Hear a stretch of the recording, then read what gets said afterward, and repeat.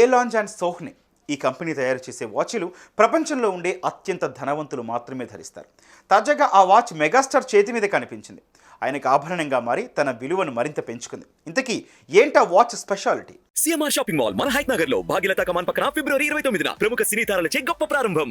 ఆభరణాలు కావచ్చు, మరోటి కావచ్చు, వాటిని ధరిస్తే ఆ వ్యక్తుల విలువ పెరిగిపోతుంది. అయితే మెగాస్టార్ చిరంజీవి చేతి మణికట్టు మీద ఒదిగిన ఓ వాచ్ ఆయనతో కలిసి కనపడి తన విలువను మరింత పెంచుకుంది.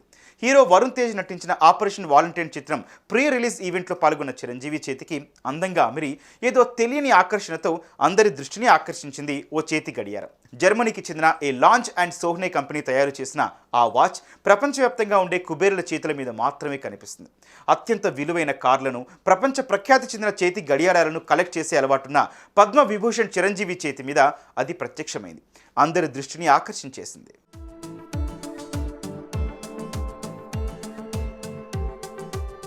జర్మనీలో అత్యంత విలువైన చేతి గడియారాలు తయారు చేసే ఈ లాంజ్ అండ్ సోహ్నే కంపెనీని ఫెర్డినాండో అడాల్ఫ్ లాంజ్ అనే ఆయన 1845లో ఏర్పాటు చేశారు.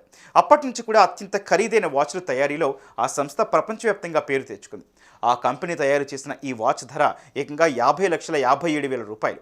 18 క్యారెట్ల పింక్ గోల్డ్తో తయారైన ఈ వాచ్ని ధరించి టీవీగా కూర్చున్న చిరంజీవి మొత్తం ఈవెంట్కే ఓ స్పెషల్ అట్రాక్షన్ అయ్యారు. మెగాస్టారా మజాకా అని అనిపించారు.